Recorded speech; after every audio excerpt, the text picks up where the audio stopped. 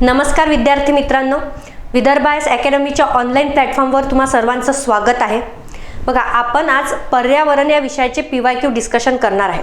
मग बेसिकली बघा, आपण PYQ डिस्कस का करतो किंवा PYQ ॲनालिसिस आपल्यासाठी इतकं महत्त्वाचं का असते, कारण कुठल्याही विषयाचा अभ्यास करत असताना नेमका आयोग त्या विषयातल्या कुठल्या कन्सेप्टवर जास्त फोकस करतात किंवा त्यामधले कुठले टॉपिक इम्पॉर्टंट आहे, कुठल्या टॉपिकवर वारंवार आयोगाने प्रश्न विचारले आहे, कुठले फॅक्ट्स विचारले आहे किंवा कुठले कन्सेप्ट विचारले आहे, तर ह्या सर्व गोष्टी आपल्या क्लिअर होत असतात PYQ डिस्कशनमुळे।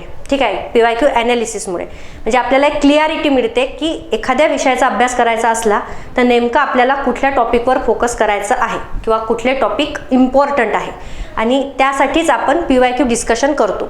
मग आता बघा, आजचा हा जो आपला लेक्चर आहे, तर या लेक्चरमध्ये आपण जे PYQ डिस्कस केले आहे ते राज्यसेवा परीक्षेचे केले आहे। म्हणजे बघा, राज्यसेवा पूर्व परीक्षा जी आहे, तर राज्यसेवा पूर्व परीक्षा 2023 आणि राज्यसेवा पूर्व परीक्षा 2022 या दोन परीक्षेमध्ये पर्यावरणचे जेवढेही प्रश्न विचारले आहे त्याचा आज आपण डिस्कशन घेणार आहे। मग जरी आपण राज्यसेवे पूर्व परीक्षेचे पेपर डिस्कस करत आहे, पण तरी देखील आजचं जे सेशन असणार आहे हे आपलं ग्रुप बी आणि ग्रुप सी साठी देखील उपयुक्त असणार।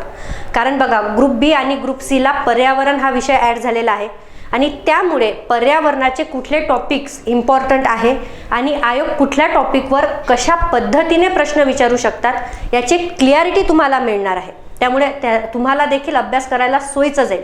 त्यामुळे आपण ॲज अ प्रॅक्टिस म्हणून राज्यसेवा पूर्व परीक्षेचे प्रश्न आपण आज घेणार आहे। ठीक आहे, आणि कुठले कुठले असणार आहे ते 2023 आणि 2022। ठीक आहे, आणि आपला जो भर असणार आहे तर या लेक्चरमध्ये, तर बघा, आपण फक्त वरवर प्रश्न काय आहे आणि त्याचं उत्तर काय आहे एवढंच डिस्कस करणार नाही आहे, तर आपला फोकस हा त्या टॉपिकवर असणार आहे, त्या कन्सेप्टवर असणार आहे। म्हणजे बघा, एखाद्या कन्सेप्टवर जर का आयोगाने प्रश्न विचारला आहे म्हणजेच काय की तो टॉपिक महत्त्वाचा ठरतो। मग तो टॉपिक महत्त्वाचा ठरल्यानंतर आपल्या डिस्कशनमध्ये आज मी तुम्हाला ते टॉपिक पण क्लिअर करून देणार आहे। म्हणजे असं 1 बाय 1 तुमचे साईड बाय साईड अभ्यास देखील होणार, टॉपिक देखील क्लिअर होणार। ठीक आहे, तर बघा, त्याआधी आपण राज्यसेवा पूर्व परीक्षेची टेस्ट सिरीज लॉन्च करतोय। टेस्ट सिरीज ऑफलाईन आणि ऑनलाईन मोडमध्ये असणार आहे आणि याची तारीख आहे 21 जानेवारीपासून। ठीक आहे, तर याबद्दल तुम्ही अकॅडमीशी इन्क्वायरी करू शकता। आणि तसंच आपले एक नवीन इंटिग्रेटेड बॅच देखील लॉन्च होत आहे। तर तुम्हाला कुठलीही माहिती हवी असेल तर तुम्ही अकॅडमीचे नंबर दिलेले आहे त्यावर कॉन्टॅक्ट करायचा आहे आणि इन्क्वायरी करायची आहे। ठीक आहे, तर बघा, आपण डायरेक्टली आपले प्रश्न सुरू करू। तुम्हाला लक्षात आलं आहे ना आपले प्रश्न कुठले कुठले आहे? राज्यसेवा पूर्व परीक्षा 2023 आणि राज्यसेवा पूर्व परीक्षा 2022। ठीक आहे, तर बघा, पहिला प्रश्न काय दिला आहे पर्यावरणमध्ये। आता एकंदरीत तुम्हाला पर्यावरण विषयामध्ये आपल्याला ओव्हरऑल सिलेबस कसा डिवाइड करून दिलेला आहे ते तुम्हाला माहीतच असेल। बघा, मी या आधी लेक्चरमध्ये सांगितलं आहे आपल्याला 3 पार्ट आहे। पहिला जो पार्ट आहे त्यामध्ये आपल्याला सर्व पर्यावरणीय संकल्पना बघायच्या आहे। ठीक आहे, पर्यावरण रिलेटेड। त्यानंतर सेकंड पार्ट जो आहे त्यामध्ये आपल्याला जैवविविधता दिलेला आहे। ठीक आहे, हा कन्सेप्ट म्हणजे याच्या रिलेटेड सर्व गोष्टी। आणि तिसरा जो पार्ट आहे तर त्यामध्ये मग येणार कायदे, म्हणजे पर्यावरण संरक्षणासाठी किंवा पर्यावरणाचं संवर्धन करण्यासाठी एकंदरीत कुठले कायदे आहेत ते सर्व बघायचं आहे। त्यानंतर आपल्याला कुठल्या कुठल्या संस्था आहेत आंतरराष्ट्रीय लेवलवर, राष्ट्रीय लेवलवर, त्या बघायच्या आहे। ठीक आहे, मग यामध्ये वेगवेगळे प्रोजेक्ट जे आहेत, म्हणजे प्रोजेक्ट टायगर आहे, प्रोजेक्ट एलिफंट आहे, तर ते सर्व येते। तर असा बेसिकली आपला जो सिलेबस आहे त्याचे 3 मेन पार्ट असते। ठीक आहे, तर यामध्ये कुठल्या पार्टवर किती आयोगाने प्रश्न विचारले आहे त्याचं पण आपल्याला ॲनालिसिस करायचं आहे। आणि यामध्ये मग बघा, बेसिक कन्सेप्टवर प्रश्न विचारण्याचे चान्सेस कुठे जास्त आहे आणि कुठे करंट अफेअर ओरिएंटेड प्रश्न विचारले जातात हे पण आपल्याला आज ॲनालिसिस करायचं आहे। ठीक आहे, कारण तुम्ही बघा, आपण जेव्हा करंट अफेअरचा अभ्यास करतो तर तेव्हा त्यामध्ये सर्वात महत्त्वाचा टॉपिक असते तो म्हणजे पर्यावरण।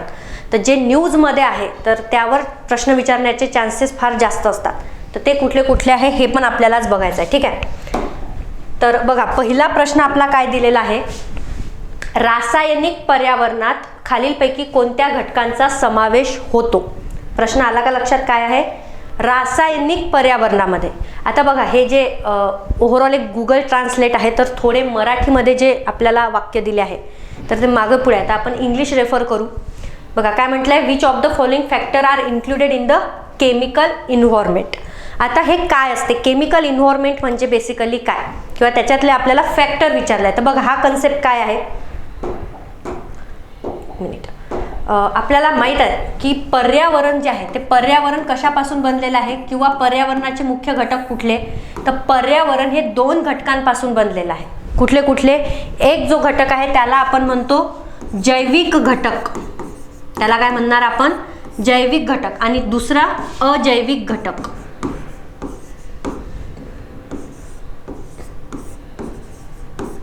त्या लक्षात आपण पर्यावरणाला संबंधी काय व्याख्या देतो, पर्यावरण म्हणजे काय की आपल्या सभोवताली असलेले संपूर्ण जैविक घटक आणि अजैविक घटक. मग आता जैविक घटक म्हणजेच काय ना, जे सजीव आहेत ते सर्वांना आपण काय म्हणतो जैविक, आणि जे निर्जीव आहेत त्यांना आपण काय म्हणतो अजैविक. येत्या लक्षात, म्हणजे त्याला आपण इंग्लिशमध्ये बायोटिक आणि अबायोटिक असं म्हणतो. ठीक आहे. मग आता बघा, आता याच्यामध्ये हे जो अजैविक घटक आहे, तर अजैविक घटकामध्ये परत जर का आपण वर्गीकरण केलं तर त्यामध्ये 2 फॅक्टर येतात. एक येतात रासायनिक घटक आणि दुसरे येणार भौतिक घटक. येत्या का लक्षात, म्हणजेच सिंपल आहे की एक येणार केमिकल आणि एक येणार फिजिकल. बघा कन्सेप्ट काय आहे, सिंपल आहे. आपण पर्यावरणाची व्याख्या देत असताना काय म्हणतो की पर्यावरणामध्ये मेन 2 घटक असतात. कुठले, एक येणार जैविक घटक आणि दुसरे येणार अजैविक घटक. मग जैविक घटक म्हणजे काय, संपूर्ण सजीव, पर्यावरणामध्ये जेवढेही सजीव आहेत ते सर्व कशामध्ये येणार, जैविक घटकामध्ये. मग यामध्येच बघा, यामध्ये वनस्पती येणार, यामध्ये प्राणी येणार, यामध्ये सूक्ष्मजीव येणार. हे सर्व सजीव कशामध्ये येणार, जैविक घटकामध्ये. आता या व्यतिरिक्त जे निर्जीव घटक आहे त्यांना आपण काय म्हणतो अजैविक घटक. मग पर्यावरणामध्ये निर्जीव घटक जेवढे आहेत तर त्याला जर परत वर्गीकरण करायचं असलं तर आपण त्याचे 2 भाग करतो. एक म्हणजे रासायनिक आणि दुसरं म्हणजे भौतिक. तर मग त्यापैकी रासायनिक घटक कुठले आहे हा प्रश्न आपल्याला विचारला आहे. तर मला सांगा रासायनिक घटकामध्ये कुठले येणार, सिंपल क्वेश्चन आहे. बघा मला सांगा, पहिला दिलाय तुम्हाला तापमान व माती. तर आता एक सिंपल लॉजिक आहे, तापमान हा जो फॅक्टर आहे तर हा कशामध्ये येणार आहे, तर तापमान हे कशामध्ये येते, भौतिक घटकामध्ये, म्हणजे तो फिजिकल फॅक्टर आहे. म्हणजे ए ऑप्शन असणार आहे का, नाही. त्यानंतर माती, तर माती हा मात्र रासायनिक घटक आहे, कारण अनेक केमिकलनी अनेक प्रोसेस होऊन काय होत असते, माती तयार होते, त्यामुळे माती हा रासायनिक घटक आहे. त्यानंतर सेकंड ऑप्शन मध्ये बघा काय दिलं आहे, जल व माती. आता परत माती हा तर केमिकल आहेच, जल केमिकल आहे का, तर बिलकुल आहे, कारण तो कशापासून बनलाय, H2O केमिकल पासून, त्यामुळे हा येणार. त्यानंतर नेक्स्ट बघा काय दिलं आहे, वनस्पती व जल. तर आता मला सांगा, हा जो वनस्पती आहे तर वनस्पती केमिकल मध्ये येणार आहे का, नाही, तो कशामध्ये येतो, बायोलॉजिकल. तो कशामध्ये येतो, बायोलॉजिकल. म्हणजे सिंपली याच्यामध्ये तुम्ही एक आणखी थर्ड कॅटेगरी करू शकता, biological factor, chemical factor, physical factor आणि बायोलॉजिकल फॅक्टर. मग वनस्पती कशामध्ये गेला, बायोलॉजिकल फॅक्टरमध्ये. आणि लास्ट दिलाय मानवी क्रिया व जैव घटक. तर आता मला सांगा, मानवी क्रिया म्हटलंय त्यांनी, ह्युमन ॲक्टिव्हिटी किंवा ह्युमन फंक्शन. तर कम्प्लीट ह्युमन फंक्शन्स जे असतात ते सर्व केमिकल आहे असं आपण म्हणू शकतो का, बिलकुलच नाही. आणि सिम्पली बायोलॉजिकल कंपोनंट, परत बायोलॉजिकल कंपोनंट कशामध्ये येणार, बायोलॉजीमध्ये. तर मग मला सांगा, वर आपल्याला जेवढे ऑप्शन दिलेले आहेत तर त्यापैकी प्रॉपर केमिकल कुठले आहे, तर ते आपण म्हणू शकतो ऑप्शन बी, जल व माती. येत्या लक्षात.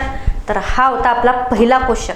तर तुम्हाला हे क्लासिफिकेशन लक्षात ठेवायचं आहे, जैविक घटक, अजैविक घटक, आणि अजैविक घटकाचे परत 3 वर्गीकरण, कुठलं कुठलं, फिजिकल, केमिकल आणि बायोलॉजिकल. येत्या लक्षात. चलो नेक्स्ट. हां आता बघा हा प्रश्न काय म्हणते, मातीतील नायट्रोजन खत जीवाणूद्वारे तोडल्यास काय म्हणून मुक्त होते. आता परत हे मराठी जे ट्रान्सलेशन आहे हे थोडं वेगळं दिलं आहे. एक्झॅक्ट त्यांना म्हणायचं काय आहे बघा, nitrogen fertilizers in soil release when broken down by the bacteria. तर आता बघा तुम्हाला प्रश्न काय विचारला एक्झॅक्टली मी ते समजून सांगते आधी.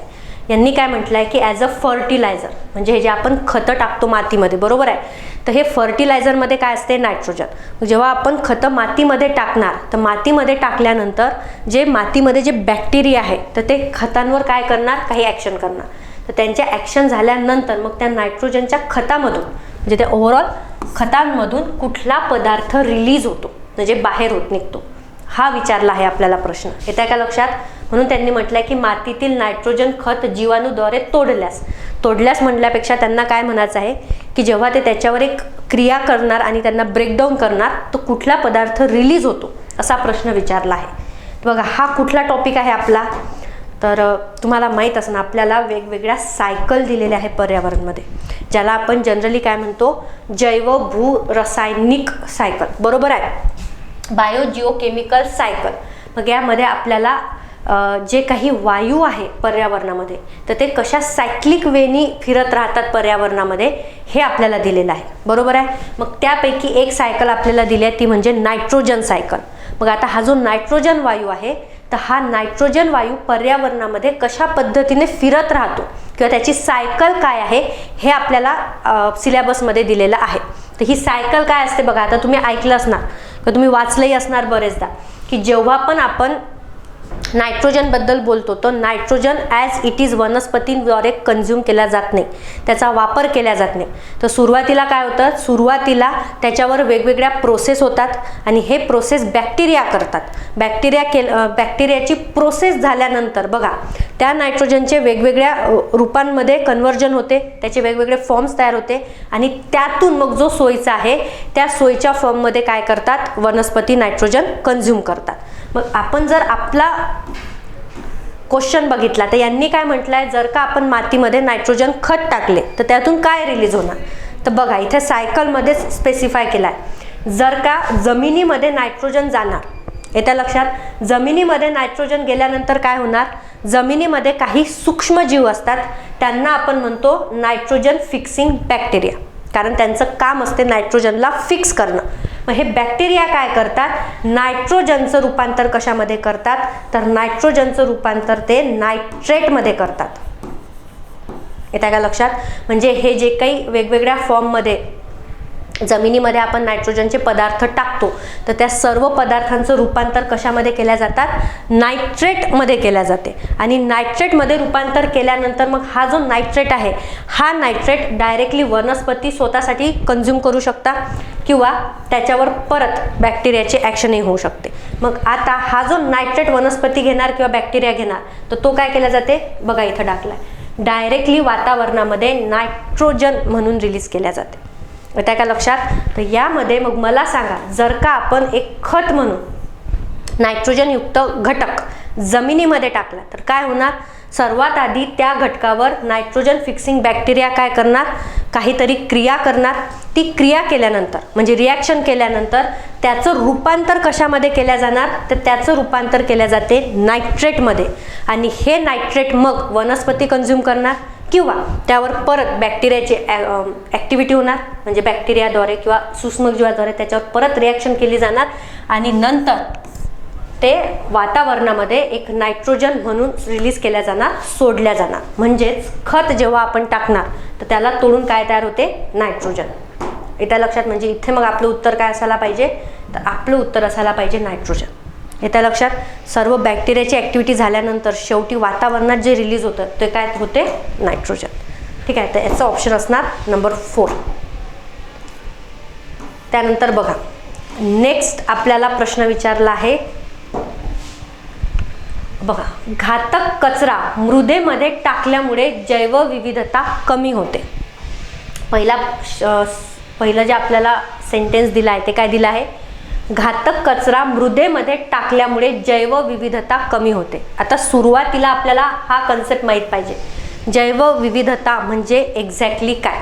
तर आपण जैवविविधता कशाला म्हणू, बघा पर्यावरणामध्ये आपल्याला वनस्पती आणि प्राणी, म्हणजे जर आता आपण जैविक घटक बोललो पर्टिक्युलरली तर वनस्पती आणि प्राणी यांचे आपल्याला विविध प्रकार आढळून येतात आणि या प्रकारांनाच आपण काय म्हणतो, प्रजाती म्हणतो. बरोबर आहे? तर हे जे नवीन नवीन प्रकार आपल्याला आढळून येतात यांच्यामध्ये जी की विविधता आपल्याला दिसून येते त्यालाच आपण काय म्हणतो, जैवविविधता. येत्या लक्षात?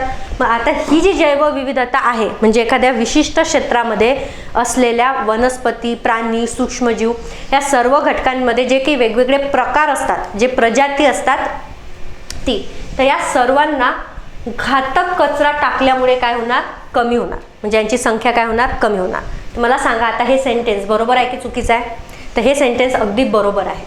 जर का आपण एखाद्या विशिष्ट क्षेत्रामध्ये घातक कचरा टाकला, आता घातक कचरा टाकल्यामुळे मला सांगा त्याच्यामध्ये काहीतरी घातक रसायन असणार. हे रसायन काय करणार? तिथे असलेल्या ज्या वनस्पती आहे किंवा प्राणी आहे यांच्यावर काय करणार? विपरीत परिणाम घडवून आणणार. आणि हे जर का जास्तच टॉक्झिक असणार, हे जर का विषारी असणार, तर यामुळे ते वनस्पती किंवा प्राण्यांचा मृत्यू देखील होऊ शकतो, म्हणजे ते नष्ट देखील होऊ शकतो. मग अशा वेळी तिथली जैवविविधता कमी होते की नाही? बिलकुल होणार. मग हे जे वेगवेगळे प्रकार आपल्याला आढळून येते हे कसे होणार? कमी होऊन जाणार. म्हणून पहिलं जे सेंटेन्स आहे अगदी बरोबर आहे की घातक कचरा मृदेमध्ये टाकल्यामुळे काय होणार? जैवविविधता कमी होणार. नेक्स्ट बघा काय दिलं आहे. नद्यांमध्ये वारंवार पूर येण्यामागे वृक्षतोड कारणीभूत आहे. आता हे सेंटेन्स, हे सिंपल लॉजिक जरी आपण लावलं तरी हे सेंटेन्स काय आहे? बरोबर आहे.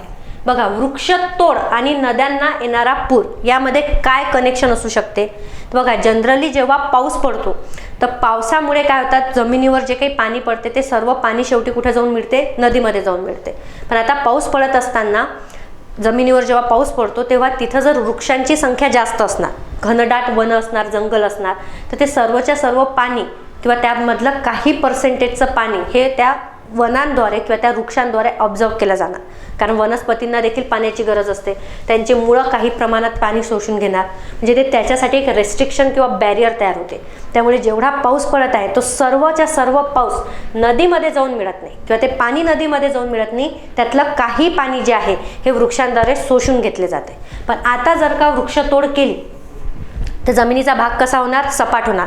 त्यामुळे जेवढाही पाऊस पडत आहे तो पूर्ण पाऊस काय होणार? डायरेक्टली नदीमध्ये जाऊन मिळणार. आणि त्यामुळे काय होणार? नदीची जी पातळी आहे ती नदीची पातळी वाढणार, म्हणजेच पूर परिस्थिती निर्माण होणार. बरोबर आहे. त्यानंतर नेक्स्ट बघा, मग सर्व जमिनीचा जो भूभाग आहे किंवा जमिनीवर पडलेलं जे पाणी आहे ते सर्वच्या सर्व जर का नदीत वाहून जात आहे तर हे पाणी वाहून जात असताना काही प्रमाणात हे जे भूभागावरची माती होती ती देखील नदी पात्रामध्ये जाणार आणि त्यामुळे गाळाचं संचयन होणार. नदीमध्ये गाळ जमा होणार आणि गाळ जर का जास्त प्रमाणात जमा होत आहे तर ते नदी काय होते? तिचं जे उथळ बनते आणि उथळ तयार झाल्यानंतर तिला काय येणार? पूर येणार. त्यामुळे वृक्षतोड ही कशासाठी कारणीभूत असते? नद्यांमध्ये येणारा पूर. ठीक आहे. तर आपण या लॉजिकनी हे सेंटेन्स देखील बरोबर कन्सिडर करू शकतो. त्यानंतर बघा नेक्स्ट दिलाय, फ्रान्सिस्को मेंडस यांच्या ऊर्जा क्षेत्रातील कार्यामुळे त्यांना अमेझॉन गांधी म्हणून संबोधले गेले. आता इथे एक गोष्ट लक्षात ठेवा, हे जे सेंटेन्स आहे हे कशामधलं आहे? Current affair. करंट अफेअरमध्ये ही न्यूज असणार आणि त्यामुळे डायरेक्टली हा जो कन्सेप्ट आहे हा तुम्हाला पेपरमध्ये विचारला आहे. त्यामुळे बघा, एक वाक्य जे आहे हे करंटमधलं दिलेलं आहे आणि बाकी त्या रिलेटेड जो कन्सेप्ट आहे त्यावर तुम्हाला प्रश्न विचारला. बघा, तर त्यामुळे हा बघा काय आहे, तर फ्रान्सिस्को मेंडस यांना ॲमेझॉन गांधी तर म्हटलं जाते, पण त्यांचं जे कार्य आहे ते कार्य ऊर्जा क्षेत्रामध्ये नाही आहे. त्यांच्या नावावरूनच लक्षात येते ॲमेझॉन गांधी म्हणजे काय, तर त्यांनी अनेक प्रकारची वृक्ष लागवड केली आहे. ठीक आहे. त्यांनी वृक्षतोडीला सरळ सरळ आपण असं म्हणू शकतो की वृक्षतोड जी होत आहे तर वृक्षतोडीला त्यांनी काय केला? विरोध केला. जसं तुम्हाला माहीत असेल भारतामध्ये चिपको आंदोलन फेमस होतं, तर त्या प्रकारचं आंदोलन त्यांनी केलं आहे म्हणून त्यांना ॲमेझॉन गांधी म्हटल्या जाते. ठीक आहे. तर वाक्य बरोबर आहे, फक्त त्यांचं जे कार्य आहे ते ऊर्जा क्षेत्रामध्ये नाही. तर इथं आपण काय आन्सर कन्सिडर करू शकतो? मग फक्त अ आणि ब बरोबर. येत्या लक्षात? चलो नेक्स्ट. आता बघा, सिंपल प्रश्न आहे हा. त्यांनी विचारला आहे की काही प्रजाती नष्ट झाल्या तर पर्यावरणावर गंभीर परिणाम करतात, त्यांना कुठल्या स्पेसीज म्हणतात किंवा प्रजाती म्हणतात? तर आता बघा, जे ऑप्शन दिले आहे हे लिटरली ट्रान्सलेशन दिलेलं आहे त्यांनी, तर आपण ते कन्सिडर करू नये. कारण निळा दगड, पिवळा दगड असा कुठलाही कन्सेप्ट नाही आहे पर्यावरणमध्ये. बघा, त्याला इंग्लिशमध्ये म्हणतात की stone species, blue stone species, yellow stone species. आता हे काय असते बघा, मी आधी तुम्हाला कन्सेप्ट समजून सांगते. आपण काय म्हटलं होतं की परिसंस्था जर आपण कन्सिडर केली तर संपूर्ण परिसंस्थेमध्ये आपल्याला विविध प्रजाती आढळून येतात. त्यालाच आपण जैवविविधता म्हणतो, बरोबर आहे. मग ह्या विविध प्रजाती कशा कशाच्या असणार आहे, तर संपूर्ण जैविक घटकांच्या, म्हणजे जेवढे वनस्पती आहे, जेवढे प्राणी आहे, सर्वांच्या विविध प्रजाती ज्या आहेत त्या आपल्याला एका विशिष्ट परिसंस्थेमध्ये आढळून येतात. पण ह्या ज्या प्रजाती असतात, मग हे जे वेगवेगळे स्पेसीज असतात, हे त्या पर्यावरणामध्ये किंवा त्या परिसंस्थेमध्ये एक विशिष्ट भूमिका निभवत असतात. कारण आपण म्हटलंय बघा, जेव्हा आपण परिसंस्थेची व्याख्या करतो, तर परिसंस्थेची व्याख्या करत असताना आपण काय म्हणतो की पर्यावरणमध्ये असलेले जैविक घटक प्लस पर्यावरणमध्ये असलेले अजैविक घटक, बरोबर आहे, हे दोन्ही घटक काय करत असतात, सतत एकमेकांशी आंतरक्रिया करत असतात. म्हणजे हे इंडिपेंडंट वागतात का, नाही. प्रत्येक यांच्यामध्ये काय असते, एक इंटरकनेक्शन असते. हे एकमेकांशी कनेक्टेड असतात, यांची एकमेकांसोबत आंतरक्रिया होत असते, काही प्रमाणात हे एकमेकांवर डिपेंडंट असते. तर अशा प्रकारे यांचे जे एक जाळं तयार होते, त्या संपूर्ण जाळ्याला मग आपण काय म्हणतो, परिसंस्था. म्हणजे काय झाली, संपूर्ण परिसंस्था. यामध्ये असलेले जैविक घटक प्लस यामध्ये असलेले अजैविक घटक आणि यांची एकमेकांशी होणारी आंतरक्रिया, ती म्हणजे झाली परिसंस्था. येत्या लक्षात. मग आता मला सांगा, जर अशा केसमध्ये जैविक घटक जर आपण कन्सिडर केला तर इथं वेगवेगळ्या प्रजाती येणार. मग ही प्रत्येक प्रजाती काय करत असते, अशा प्रकारची भूमिका निभवते जिचा परिणाम दुसऱ्या घटकांवर होतो. कारण आपण काय म्हणत आहे, हे सर्व कसं आहे, इंटरकनेक्टेड आहे. मग जर का इंटरकनेक्टेड आहे तर एक विशिष्ट प्रजाती काय करणार, दुसऱ्या प्रजातीवर काहीतरी परिणाम दाखवणार. मग तो पॉझिटिव्ह असू शकतो परिणाम किंवा निगेटिव्ह असू शकतो, म्हणजे फायदा होऊ शकतो किंवा नुकसान देखील होऊ शकतो. तशी विशिष्ट तिची भूमिका असते आणि ती भूमिका काय करते, बाकी घटकांवर काय करत असते, परिणाम दाखवत असते, बरोबर आहे. मग त्या परिणामामुळेच की त्या विशिष्ट प्रजातीचा नेमका कुठला परिणाम बाकी घटकांवर होतो, यावरून आपण काय केलं आहे, वेगवेगळ्या प्रजातींना वेगवेगळे नावं दिलेली आहे की तिची नेमकी भूमिका काय आहे, बरोबर आहे. मग यातमध्ये आपल्याला बघा एक अशी विशिष्ट भूमिका दिली आहे. मग ही भूमिका कोणती, तर यांनी काय म्हटलंय बघा, एखादी जर प्रजाती नष्ट झाली तर तिचा काय होणार, संपूर्ण पर्यावरणावर गंभीर परिणाम होणार, बरोबर आहे. तर ही भूमिका करणारी प्रजाती कुठली, तर तिला म्हटल्या जाते कीस्टोन स्पेसिस. तिला काय म्हटलं जाते, कीस्टोन स्पेसिस. म्हणजे बघा, पर्यावरणामध्ये काही प्रजाती अशा असतात ज्या काय करतात, महत्त्वाची भूमिका बजावतात. महत्त्वाची भूमिका म्हणजे काय, की तिच्या उपलब्धतेमुळे किंवा तिच्या प्रेझेन्समुळे बाकी घटकांची काय भूमिका आहे किंवा बाकी घटकांची संख्या किती असायला पाहिजे किंवा ते किती प्रमाणात असायला पाहिजे हे ठरत असतात. म्हणजे तो काय असते, एक महत्त्वाचा रोल ते करत असते. म्हणजे बघा, मी सिंपल एक्झाम्पल घेऊन सांगते तुम्हाला. वाघ इन केस, येत्या लक्षात. आता वाघ याला आपण कीस्टोन स्पेसिस म्हणू शकतो का, कारण एक जर आपण परिसंस्था कन्सिडर केली, म्हणजे अशी एक परिसंस्था ज्यामध्ये हा वाघ राहत आहे, तर मला सांगा हा वाघाचा प्रेझेन्स त्या परिसंस्थेमधले बाकी कुठले घटक ठरवणार. तर मला एक बेसिक सांगा, वाघ कोणाची शिकार करतो, हरिणची, बरोबर आहे. तर मग त्या विशिष्ट परिसंस्थेमध्ये हरिणांची संख्या किती असायला पाहिजे हे कशावर डिपेंड आहे, वाघांवर. मग जर सांगा वाघांची संख्या जर का जास्त असेल तर त्या परिसंस्थेमध्ये हरिणांची संख्या कशी असणार, कमी असणार. कारण वाघ काय करणार, शिकार करणार. जर का वाघच कमी असणार तर मग मला सांगा हरिणांची संख्या कशी असणार, जास्त असणार, कारण त्यांची शिकार करणारा कोणीच नाही. मग मला सांगा हरिणांची संख्या जर का जास्त असेल तर याचा डायरेक्टली परिणाम गवतवर पडणार. हे त्या लक्षात. कारण हरिण जनरली गवत खातो. मग गवत जर का खात आहे तर हरिण जास्त आहे तर गवत कमी, हरिण कमी आहे तर गवत जास्त. म्हणजे मला सांगा हे ओव्हरऑल, आता हे आपण याचं एक्झाम्पल घेतलं तर हे असे इतर घटक हे कशावरून ठरत आहे, तर हे ठरत आहे वाघांची असलेली संख्यांवरून. येत्या लक्षात. मग अशा कंडिशनमध्ये वाघ काय झाला, तर वाघ हा झाला कीस्टोन स्पेसिस. येत्या लक्षात. मग आता मला सांगा, जर का प्रश्न काय विचारलाय, ही जर का प्रजाती नष्ट झाली तर त्याने काय होणार, पर्यावरणावर गंभीर परिणाम होणार. मग ह्या केसमध्ये असं होऊ शकते का, बघा, जर आपण म्हटलं की संपूर्ण वाघच नष्ट झाले, मग वाघ जर का नष्ट झाले तर काय होणार, हरिणांची संख्या वाढणार. हरिणांची संख्या वाढत आहे तर मग काय होणार, गवताची संख्या कशी होणार, कमी होऊन जाणार. बेसिकली गवत कमी होणार. आणि मला सांगा एखाद्या कुठल्याही जीवसमुदायामध्ये जर का वाढ होत असेल किंवा अनकंट्रोल ग्रोथ होत असेल, म्हणजे काही लिमिटच नाही आहे, तर हे काय असते, हे धोकादायक असते त्या पर्यावरणासाठी. हे आपण शिकलो. कुठलेही घटक जर का जास्त होत असेल, अति प्रमाणात होत असेल तर ते देखील काय असते, धोकादायक असते. म्हणजेच पर्यावरणावर त्याचा गंभीर परिणाम होतोय. असा हा कन्सेप्ट आहे जो आपल्याला दिलेला आहे. ठीक आहे, तर याचा आन्सर काय असणार आहे, कीस्टोन स्पेसीज. नेक्स्ट बघा तुम्ही जर ओव्हरऑल ॲनालिसिस करत गेले पेपरचं, तर तुमच्या एक गोष्ट लक्षात येणार की पर्यावरणाचे जे प्रश्न आहेत हे फारसे काही डिफिकल्ट लेवलचे विचारलेले नाही आहे. अगदी सिम्पल क्वेश्चन आपल्याला आहे, फक्त त्यासाठी आपल्याला कन्सेप्ट क्लिअर असणं आवश्यक आहे. ठीक आहे, कारण कन्सेप्च्युअल क्वेश्चन आपल्याला जास्त प्रमाणात दिसत आहे. बघा हा परत आपल्याला जो प्रश्न आहे हा कन्सेप्टवर आहे. त्यांनी काय म्हटलं आहे, खालीलपैकी कोणता परिस्थितिकी मनोऱ्याचा प्रकार नाही. म्हणजेच इकोलॉजिकल पिरॅमिड जे आहे तर कुठला नाही आहे खाली दिलेला. ठीक आहे, तर सुरुवातीला तर आपण हा इकोलॉजिकल पिरॅमिड हा काय कन्सेप्ट आहे हेच समजून घेऊ. बघा जसं मी आताच म्हटलं, जेव्हा आपण त्याच्या आधी तुम्हाला मी समजून सांगितलं की संपूर्ण जैविक घटक आणि अजैविक घटक हे काय असतात, एकमेकांसोबत इंटरकनेक्टेड असतात. बरोबर आहे, इंटरकनेक्टेड असल्यामुळे प्रत्येक घटकाचा परिणाम हा दुसऱ्या घटकावर पडत असतो. मग परिणाम काही असणार, पॉझिटिव्ह असणार किंवा निगेटिव्ह असणार.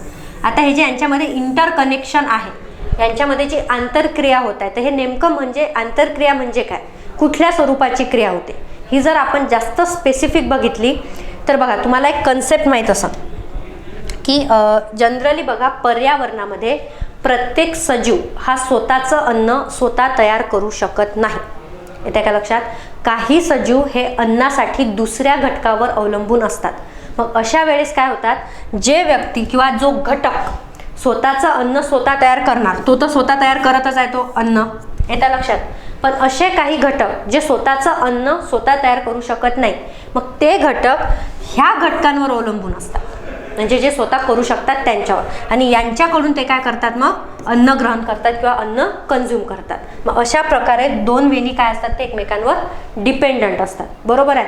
मग आता हे जे रिलेशन आहे की कोण स्वतःचं अन्न तयार करत आहे, कोण नाही करू शकत, आणि मग जे नाही करू शकत ते कशा पद्धतीने त्यांच्यावर डिपेंड आहे, हे जर का आपल्याला व्यवस्थित ॲनालिसिस करून रिप्रेझेंट करायचं असेल तर ते रिप्रेझेंट केल्या जाते in the form of pyramid. म्हणजेच मनोऱ्याच्या द्वारे किंवा मनोऱ्याच्या मार्फत ते काय केल्या जाते, दर्शवल्या जाते, रिप्रेझेंट केल्या जाते.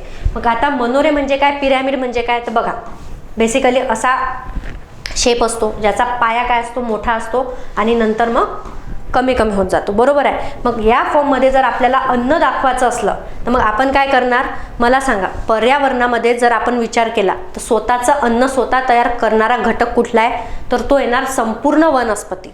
बरोबर आहे. म्हणजे एक जे मोठे मोठे झाडं आहे किंवा छोटं गवत जरी आपण म्हटलं, त्या संपूर्ण वनस्पती काय करतात, स्वतःचं अन्न स्वतः तयार करतात. मग त्यांची संख्या कशी असणार, जास्त असणार. येत्या लक्षात. त्यानंतर मग यांच्यावर डिपेंड असणारे लोक, यांची संख्या थोडी थोडी कमी होत जाणार. म्हणून त्याचा फॉर्म असा येते. येत्या लक्षात. हा पिरियडचा जो शेप आहे, पिरॅमिडचा जो शेप आहे, तर पिरॅमिडचा शेप तयार होते. येत्या लक्षात. म्हणजे एकावर एक थर रचले जातात. आता असे जर थर रचत आहे, याचा अर्थ काय आहे, कोण कोणावर डिपेंड आहे, तर हे स्वतःचे अन्न स्वतः तयार करत आहे. याच्यावर जो थर आहे हा अन्नासाठी या थरावर अवलंबून आहे. येत्या लक्षात. मग हा अन्नासाठी याच्यावर अवलंबून आहे आणि हा याच्यावर अवलंबून आहे. तर अशा वेनी हे रिप्रेझेंट करत असतात. बरोबर आहे. मग आता हे जे अन्न ट्रान्सफर होत आहे, बेसिकली अन्नासाठीच अवलंबून आहे ना, तर इथं हे जे आपण दाखवत आहे डिपेंड आहे, म्हणजे ट्रान्सफर काय होत आहे, अन्न होत आहे. तर हे अन्न ट्रान्सफर होत आहे, तर हे आपण किती वेनी दाखवू शकतो, तर हे आपण 3 वेनी दाखवू शकतो. एक तर आपण दाखवू शकतो संख्येच्या रूपात, म्हणजे सरळ सरळ संख्या, किती संख्येचा घटक कोणत्या दुसऱ्या घटकावर अवलंबून आहे आणि त्यांची संख्या किती आहे, तर in the form of number आपण दाखवू शकतो. त्यानंतर दुसरं आहे जैविक वस्तुमान, ज्याला आपण म्हणतो बायोमास. येत्या लक्षात. तर या फॉर्ममध्ये आपण दाखवू शकतो, कारण कुठलंही अन्न ग्रहण केल्यानंतर त्याच्यावर डायजेस्टिव्ह सिस्टीम प्रक्रिया करून काय करतात, सेंद्रिय घटक तयार करतात. बरोबर आहे. त्याला आपण काय म्हणतो, ओव्हरऑल जेवढी सेंद्रिय पदार्थ तयार केले जातात तर त्या सेंद्रिय पदार्थांना आपण काय म्हणतो, बायोमास. येत्या लक्षात. म्हणजे जैविक वस्तुमान जनरली आपण म्हणतो. तर मग आपण त्या फॉर्ममध्ये देखील दाखवू शकतो. आणि तिसरा सर्वात महत्त्वाचं म्हणजे ऊर्जा in the form of energy. कारण ओव्हरऑल अन्नामुळे आपल्याला काय मिळते, सजीवांना काय मिळते, एनर्जी. तर मग नंबर किती आहे किंवा जैविक वस्तुमान किती तयार होत आहे हे न दाखवता आपण डायरेक्टली ऊर्जेच्या स्वरूपातही दाखवू शकतो की त्या अन्नामुळे कुणाला किती ऊर्जा मिळत आहे त्या फॉर्ममध्ये. तर बघा आपल्याला पर्यावरणामध्ये हे तीनही पिरॅमिड दिलेले आहे.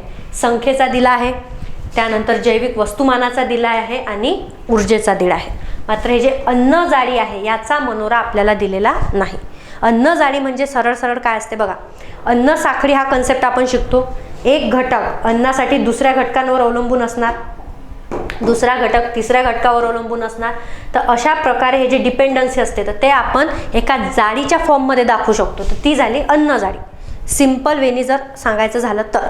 आणि ही अन्न जाळी झाली तर मला सांगा अशा अनेक अन्न जाळी असणार पर्यावरणामध्ये, मग यांची अशी पण लिंक असते. तर यांचं जर का एक जाळं तयार होत असेल त्याला आपण म्हणतो अन्न जाळं. ठीक आहे, त्याचं आपण पिरॅमिडच्या फॉर्ममध्ये रिप्रेझेंटेशन करत नाही, त्यामुळे इथे हे येणार नाही. ठीक आहे, म्हणजे ॲन्सरच आपलं काय येणार 3. येत्या लक्षात. तर हा एक कन्सेप्ट तुम्हाला लक्षात ठेवायचा आहे. 3 प्रकारचे आपल्याला पिरॅमिड दिलेले आहे. नेक्स्ट बघा, हा प्रश्न आहे, राखीव जीवावरण किंवा जीवमंडळ हे नुसार सीमांकित करतात, म्हणजे biosphere reserve are demarcated into, म्हणजे याचे झोन काय केले जाते. तर आता सर्वात आधी तर आपण हा कन्सेप्ट बघू की बायोस्फियर रिझर्व काय आहे. तर बघा मी तुम्हाला जो सेकंड टॉपिक म्हटलं होतं सिलेबसचा की आपल्याला जैवविविधता आहे आणि या जैवविविधतेचं संवर्धन कशा पद्धतीनं करायचं आहे हा पण आपल्याला सिलेबसमध्ये दिलेला आहे. तर त्या संवर्धनामध्ये आपल्याला हे वेगवेगळे टॉपिक येते, ज्यामध्ये तुम्हाला राष्ट्रीय उद्याने म्हणजे नॅशनल पार्क येणार, त्यानंतर अभयारण्य म्हणजे वाईल्ड लाईफ सँच्युरी येणार, त्या वेगवेगळे व्याघ्र प्रकल्प आहे. तर हे सर्व पार्ट संवर्धनाचा त्यामध्ये येते. तिथे एक कन्सेप्ट आहे बायोस्फियर रिझर्व. आता बायोस्फियर रिझर्व काय असते किंवा जीवावरण किंवा जीवमंडळ काय असते बघा, एखाद्या विशिष्ट क्षेत्रामध्ये आपल्याला जर का एखाद्या वनस्पती किंवा प्राण्यांचं संवर्धन करायचं आहे तर त्या क्षेत्राला वेगवेगळ्या स्तरामध्ये वर्गीकृत केल्या जाते. म्हणजे बघा आता एवढं जर का जंगल असणार, बरोबर आहे, आणि या जंगलामध्ये खूप महत्त्वाचे असे प्राणी आहे, वनस्पती आहे, त्यांच्या वेगवेगळ्या प्रजाती आहे आणि त्याचं जर का संवर्धन आपल्याला करायचं आहे मग यासाठी सरकार काय करते, या पूर्ण एरियाला वेगवेगळ्या भागांमध्ये वर्गीकृत करते. मग ते भाग कोणते असते बघा, तर सर्वात आधी जो भाग असते त्याला आपण म्हणतो कोर झोन, त्याला काय म्हणतो कोर झोन. त्यानंतर त्यानंतर जो भाग असते त्याला म्हटल्या जाते बफर झोन, त्याला काय म्हणणार बफर झोन. आणि सगळ्यात शेवटी जो असते त्याला आपण काय म्हणतो संक्रमित झोन म्हणजेच ट्रान्झिशन झोन. येत्या लक्षात. म्हणजेच आपलं जे आन्सर असणार आहे ते कुठलं, पहिलं कोर झोन, बफर झोन आणि ट्रान्झिशन झोन. आता हे असे झोन का केले बघा, तर मी याचं सिंपल तुम्हाला लॉजिक सांगते. जर का सरकारने असं म्हटलं की ह्या जंगलांमध्ये महत्त्वाचे प्राणी आहे, वनस्पती आहे, त्यामुळे याच्यावर संपूर्ण बंदी घातली, कोणाला जाऊच नाही दिलं, तर मला सांगा हे न्यायिक होणार आहे का, ज्युडिशियल होणार आहे का? बिलकुल नाही. कारण वन संसाधनांवर किंवा नैसर्गिक संसाधनांवर ज्या पद्धतीने वनस्पती आणि प्राण्यांचा अधिकार आहे त्याच पद्धतीने मानवाचा देखील अधिकार आहे. मग अशा वेळेस प्रत्येकाला त्याचा ॲक्सेस मिळाला पाहिजे, प्रत्येकाला त्याचा वापर करता आला पाहिजे, हे पण महत्त्वाचं आहे. म्हणून मग सरकार काय करते किंवा ओव्हरऑल कन्सेप्ट, आता हे जनरली हे जे बायोस्फियर रिझर्व आहे किंवा नॅशनल पार्क आहे हे डिक्लेअर सरकार करत असते, राज्य सरकार, म्हणून मी सरकार म्हणत आहे. मग सरकार काय करते, सर्वांना प्रॉपर त्याचा वापर करता यायला पाहिजे म्हणून त्याचे 3 भाग करते. मग 3 भागामध्ये काय असते बघा, जो कोर एरिया असते, तो कोर एरिया म्हणजे काय, तर हा अगदी महत्त्वाचा एरिया असते. हा असा एरिया असते ज्यामध्ये सर्व महत्त्वाचे प्राणी वनस्पती आहे आणि हा महत्त्वाचा असल्यामुळे बघा इथे सर्व प्रकारची जी मानवी क्रिया आहे ज्याला आपण म्हणतो ह्युमन ॲक्टिव्हिटी, यांच्यावर पूर्णपणे बंदी घातलेली असते. म्हणजे तिथं कुठल्याही मानवी क्रिया चालणार नाही, कुठलाही हस्तक्षेप चालणार नाही, अशी कुठलीही क्रिया चालणार नाही की जेणेकरून प्रदूषण होणार किंवा त्याचा विपरीत परिणाम त्या पर्यावरणावर किंवा तिथे असलेल्या वनस्पती व प्राण्यांवर होणार. म्हणजे कंप्लीट प्रोहिबिशन असते, पूर्णपणे बंदी असते. तिथे कोणालाही सहसा ॲक्सेस मिळत नाही, तिथे कोणीही जाऊ शकत नाही. तर हा जो झोन आहे त्याला म्हटलं जाते कोर झोन. आता बघा तो त्याच्या लगत, मग त्याच्या जर तुम्ही जसं बाहेर येणार तर एक झोन तयार होते, त्याला म्हटलं जाते बफर झोन. आता बफर झोन काय असते हा देखील काय आहे, महत्त्वाचाच आहे. कारण बघा कोर झोनला लागून आहे, त्यामुळे मला सांगा इथला एखादा प्राणी फिरत फिरत या झोनमध्ये पण येऊ शकतो. कारण क्लिअर डिमार्केशन नसते, बाउंड्री नसते. त्यामुळे प्राण्यांना समजते का की आपल्याला एवढ्याच एरियामध्ये राहायचं आहे, त्याच्या बाहेर नाही जायचं आहे. तर मग ऑन ॲन ॲव्हरेज हा असा झोन असते की इथला प्राणी इकडे पण फिरण्याला येऊ शकते किंवा इथले सापडणारी एखादी वनस्पती इकडे पण सापडू शकते. येत्या लक्षात. तर त्यामुळे ह्या झोनला बफर झोन म्हटलं जाते. आता बफर झोनमध्ये काय असते तर बघा, लिमिटेड ॲक्टिव्हिटी असते. लिमिटेड म्हणजे काय की अगदी सर्व गोष्टींवर बंदी नाही आहे. काही प्रमाणात मानवी क्रिया ज्या आहेत किंवा मानवी कृती ज्या आहेत त्या इथे काय असतात, चालतात. म्हणजे त्यांची परमिशन दिलेली असते. फक्त अशा आपल्याला ॲक्टिव्हिटी पाहिजे ज्याचा परत कुठलाही विपरीत परिणाम त्या वनस्पती प्राण्यांवर होणार नाही, म्हणजे कुठल्याही प्रकारचं नुकसान होणार नाही. अशाच ह्युमन ॲक्टिव्हिटी या बफर झोनमध्ये चालतात. येत्या लक्षात. आणि त्याच्यानंतर शेवटचा जो झोन असते तो ट्रान्झिशन झोन. इथं मात्र काही विशिष्ट मानवी क्रियांना ज्यांच्यामुळे पर्यावरणाचं नुकसान होत नाही अशा ॲक्टिव्हिटीला काय असते, परमिशन असते. तर अशा प्रकारे हे 3 झोन केलेले असतात. तर हा आपल्याला कन्सेप्ट डिटेलमध्ये करायचा आहे. येत्या लक्षात. त्याचं आन्सर काय ना, पहिलं. त्यानंतर बघा नेक्स्ट, भारतात खालीलपैकी कोणता हॉटस्पॉट प्रदेश जैवविविधतेला आपत्ती चिन्ह असल्याच्या संदर्भात धोका असलेला आहे. म्हणजे in India which of the following has become a hotspot with reference to the threat to the biodiversity. आता बघा हे काय आहे, बायोडायव्हर्सिटी हॉटस्पॉट काय असतात हा कन्सेप्ट. आता परत हा जो टॉपिक आहे हा कुठला आहे, जैवविविधतेचे संवर्धन याच्यामध्येच आलेला हा टॉपिक आहे. तर याच्यामध्ये बायोडायव्हर्सिटी हॉटस्पॉट हा एक कन्सेप्ट आहे. तर हा बेसिकली कन्सेप्ट काय आहे बघा, मी सिम्पली तुम्हाला सांगते. पर्यावरणामध्ये असे काही विशिष्ट क्षेत्र आहे त्यामध्ये आपल्याला विशिष्ट वनस्पती आणि प्राण्यांची प्रजाती मिळते. आणि हे जे स्पेसिस आहे, हे जे प्रकार आहे, हे फक्त आपल्याला त्याच एरियामध्ये मिळते. म्हणजे तो जर एरिया सोडला तर इतर कुठेही आपल्याला अशा प्रकारचे स्पेसिस बघायला मिळत नाही. त्यांना एंडेमिक स्पेसिस म्हणतात. म्हणजे एक विशिष्ट झाड असेल ते फक्त त्याच एरियात दिसणार, इतर कुठेही दिसणार नाही. किंवा एखादा विशिष्ट प्राणी असणार तो फक्त त्याच एरियामध्ये दिसणार, इतरत्र कुठेही दिसणार नाही. तर हे झालं एंडेमिक स्पेसिस. आता असे जे क्षेत्र असतात यांना काय होतात, काही मानवी ॲक्टिव्हिटीमुळे किंवा बाकी गोष्टींमुळे त्याला धोका निर्माण होतो आणि ते नष्ट होतात किंवा त्यांचा ऱ्हास व्हायला लागतो.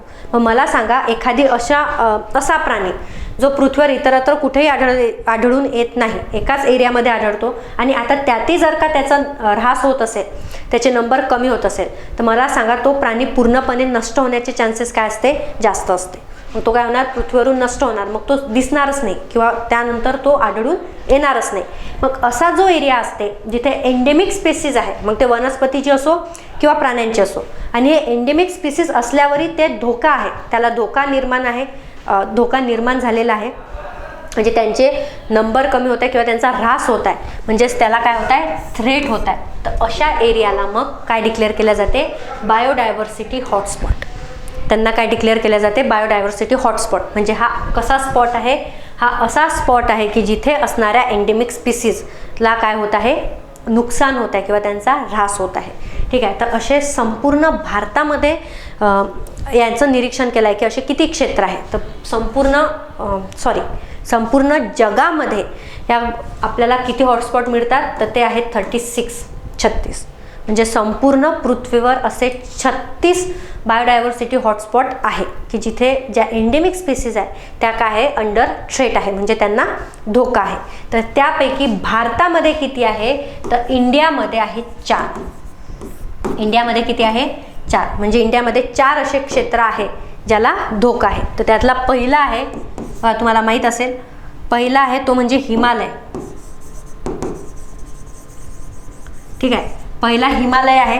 त्यानंतर दुसरा जो आहे त्याला इंडो बर्मा म्हणतात, इंडो बर्मा रिजन. त्यानंतर तिसरा जो आहे तो आहे वेस्टर्न घाट म्हणजे पश्चिम घाट. आणि चौथा जो आहे त्याला म्हणतात सुंदालँड. आता बघा हा एरिया नेमका कोणता आहे बघा. हिमालय म्हणजे पूर्ण हिमालयाच्या रांगा, जो पूर्ण पर्वतीय प्रदेश आहे तो सर्व येणार, म्हणजे त्यामध्ये नेपाळ पण येणार. ठीक आहे. तर हा एक बायोडायव्हर्सिटी हॉटस्पॉट आहे.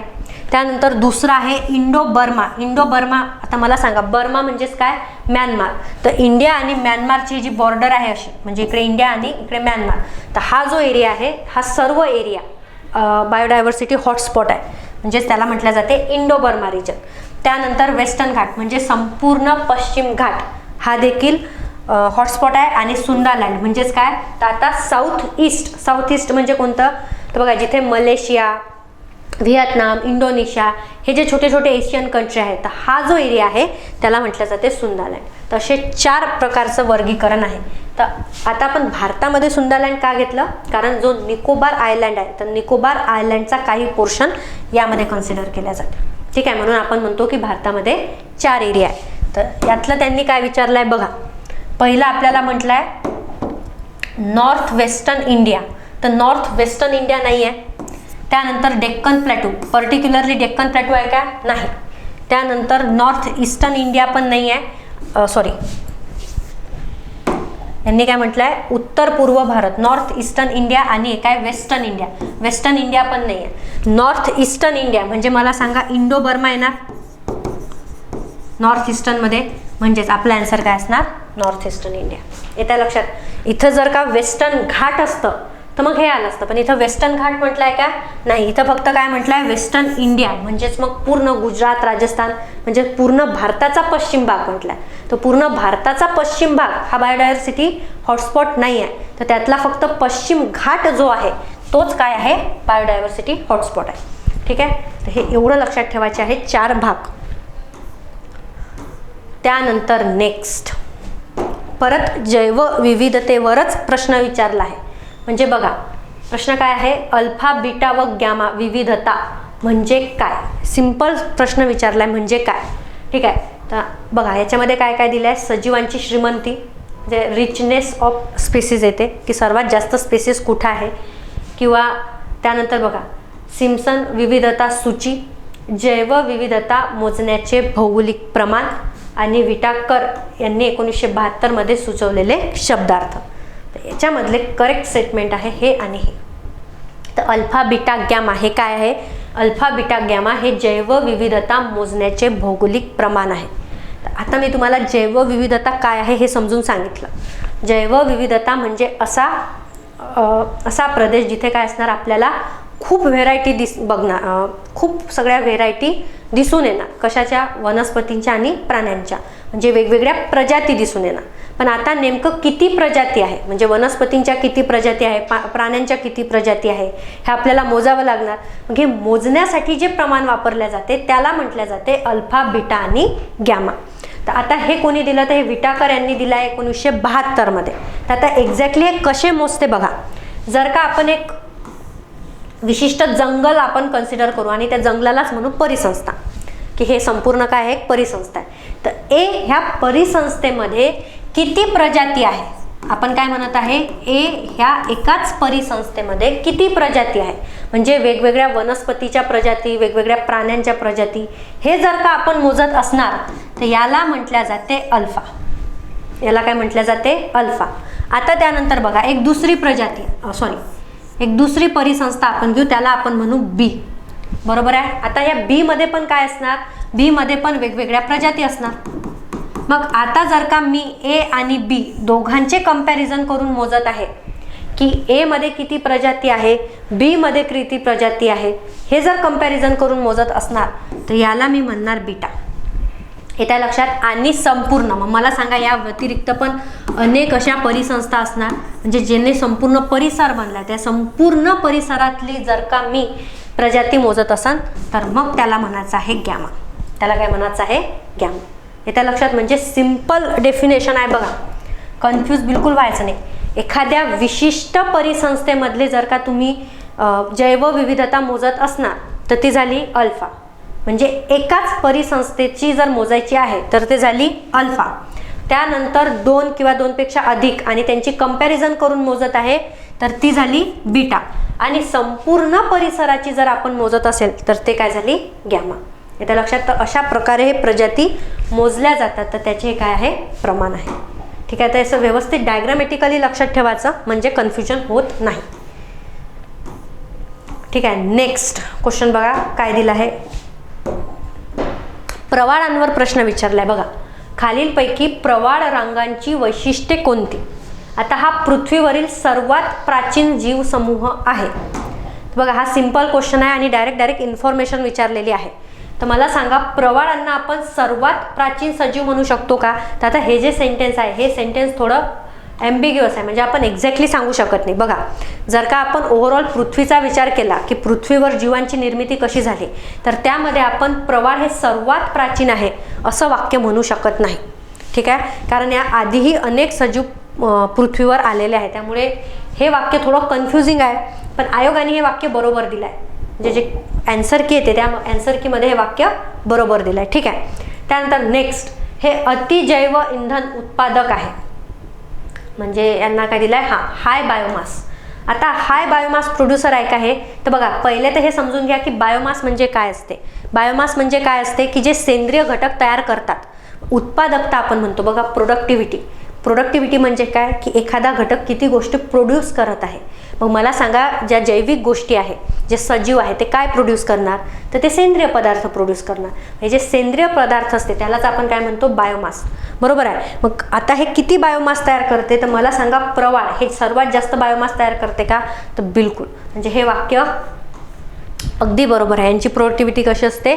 सर्वात जास्त असते. Next, it is rich floral and fauna diversity. म्हणजे ह्या एरियामध्ये जे वनस्पती आणि प्राणी आहे, आता हे वेगळंच दिलं आहे ट्रान्सलेशन, आपण हे कन्सिडर करू. तर यांच्यामध्ये आपल्याला जैवविविधता बघायला मिळते. तर तुम्ही बघा, एक सिम्पल तुम्ही इमेज जरी बघितली असेल या प्रवाळांची, तर तुम्हाला दिसत असेल की तिथं असंख्य प्रकारचे वेगवेगळे मासे किंवा पाण्यांमध्ये राहणारे जेवढेही प्राणी आहे, अगदी छोटे छोटे सूक्ष्मजीवांपासून, ते आपल्याला आढळून येते. आणि वेगवेगळ्या प्रकारच्या वनस्पती असतात. म्हणजे हे याचं जे सुंदरता आहे, याचा जो ब्युटीनेस आहे, याच्यासाठीच हे जास्त फेमस आहे. कारण वेगवेगळ्या प्रकारच्या आपल्याला वनस्पती दिसतात आणि त्यांचे कलर पण वेगवेगळे असतात, म्हणजे ते सुंदर असते दिसायला. ठीक आहे, त्याच्यामध्ये आपल्याला डायव्हर्सिटी पण खूप जास्त प्रमाणात दिसून येते. आणि नेक्स्ट दिलाय, these are shallow water tropical ecosystem. Shallow water म्हणजे काय? उथळ पाणी. हे पाण्याखाली उष्णकटिबंधीय पारिस्थितिकी तंत्र आहे. म्हणजे बघा, याचा एक्झॅक्ट अर्थ काय आहे म्हणाचा? उथळ म्हणजे काय की जास्त काय आहे? डेप्थ नाही आहे पाण्याला, तर त्याला म्हणतो आपण उथळ पाणी. तर हे उथळ पाण्यांमध्ये आढळून येते. तर आता सिंपल गोष्ट आहे, मला सांगा याच्यामध्ये काय होणार? प्रकाश संश्लेषण क्रिया होणार. बरोबर आहे. आपण म्हणतो की प्रवाळ काय करतात? अन्न तयार करतात किंवा सेंद्रिय घटक तयार करत आहेत. म्हणूनच आपण म्हटलं ना की यांची काय आहे? बायोमास प्रोडक्शन जास्त आहे. पण जर हे अन्न तयार करत असेल तर मला सांगा, अन्न तयार करण्यासाठी कशाची गरज असते? सूर्यप्रकाशाची, सूर्यकिरणांची. म्हणून मग हे प्रवाळ अशा क्षेत्रामध्ये आढळून येते जिथपर्यंत काय पोहोचू शकते? सूर्यकिरण. मग मला सांगा, पाणी जर का उथळ असेल तर उथळ पाण्यामध्ये जास्तीत जास्त सूर्यकिरण पोहोचणार. येत्या लक्षात? आता जास्तीत जास्त सूर्यकिरण पोहोचणार तर इथचं ओव्हरऑल उष्णता जी आहे किंवा तापमान जे आहे ते कशी असणार? जास्त असणार. आणि सूर्यकिरण मिळत आहे म्हणून ते काय करणार? स्वतःचं अन्न पण तयार करू शकणार. म्हणून यांना कोणतं पाणी पाहिजे असते? शॅलो वॉटर, म्हणजेच कोणतं? उथळ पाणी. आणि सर्वात जास्त कुठं आढळून येते? तर ट्रॉपिकल इकोसिस्टीममध्ये. म्हणजे आता बघा, जो उष्णकटिबंधीय प्रदेश आहे तर या प्रदेशामध्ये जास्तीत जास्त सूर्यप्रकाश काय होतो? पाण्यामध्ये जातो. म्हणजे सूर्यप्रकाशांची उपलब्धता जास्त आहे, ओव्हरऑल तापमान जास्त आहे, उष्णता जास्त आहे. आणि त्यामुळे हे जे प्रवाळ आहे हे सर्वात जास्त आपल्याला ट्रॉपिकल एरियामध्ये बघायला मिळतात. त्या लक्षात. इव्हन बघा, सर्वात मोठं जे इकोसिस्टीम आहे कोरल रीफ इकोसिस्टीम, ज्याला आपण म्हणतो ग्रेट बॅरियर रीफ, तर हे आपल्याला ऑस्ट्रेलियामध्ये दिसून येते. आणि ऑस्ट्रेलिया कुठे आहे? उष्णकटिबंधामध्ये. आणि याचं मेन कारण काय असणार? ते म्हणजे सूर्यकिरण. तर याच्यावरून बघा, जर आपण बघितलं तर हे सर्वच्या सर्व स्टेटमेंट कसे आहे? बरोबर आहे. म्हणजे डायव्हर्सिटी जास्त आहे, बायोमासचं प्रोडक्शन जास्त आहे, ट्रॉपिकलमध्ये आढळून येते. आणि हे आयोगाने काय दिलेलं आहे? बरोबर दिलं आहे. ठीक आहे, हा एक आहे. आणि त्यानंतर ठीक आहे, म्हणजे बघा, आपल्याला ओव्हरऑल राज्यसेवा पूर्व परीक्षेमध्ये 5 ते 6 प्रश्न पर्यावरणावर विचारले जातात. तर त्यापैकी 2023 आणि 2022 हे जे 2 पेपर आहे तर ते आपण आजच्या लेक्चरमध्ये कव्हर केले. आणि तुम्हाला फक्त ॲन्सर सांगण्यापेक्षा आपला मेन उद्देश काय होता की तो कन्सेप्ट देखील तुमचा क्लिअर झाला पाहिजे. आणि जर का ओव्हरऑल दोन्ही वर्षाचे जर पेपर तुम्ही ॲनालिसिस केले तर काय लक्षात येत आहे की जैवविविधता व जैवविविधता संवर्धन हा जो टॉपिक आहे यावर मॅक्झिमम प्रश्न आयोगाने विचारले आहे. आणि त्यानंतर जो पर्यावरणीय संकल्पना आहे तर पर्यावरणीय संकल्पनेमधला जो परिसंस्था आणि परिसंस्थेच्या रिलेटेड जेवढेही कन्सेप्ट दिलेले आहेत, म्हणजे बघा मग त्याच्यामध्ये अन्न साखळी येणार किंवा त्याच्यामध्ये पिरॅमिड येणार, किंवा जे जैव भू रासायनिक आपल्याला चक्रे दिले आहे तर त्याच्यावर देखील आयोगाने प्रश्न विचारलेले आहे. तर तेवढा जो पार्ट आहे तो तुमच्यासाठी महत्त्वाचा ठरते. येत्या लक्षात. तर बाकी जे आपल्याला उरलेले जे आपले पेपर आहे तर त्याचे जे PYQ आहे ते आपण नेक्स्ट सेशनमध्ये डिस्कस करू. ठीक आहे. तर तुम्हाला काही क्युरीज असतील तर तुम्ही कमेंट करून सांगू शकता. धन्यवाद.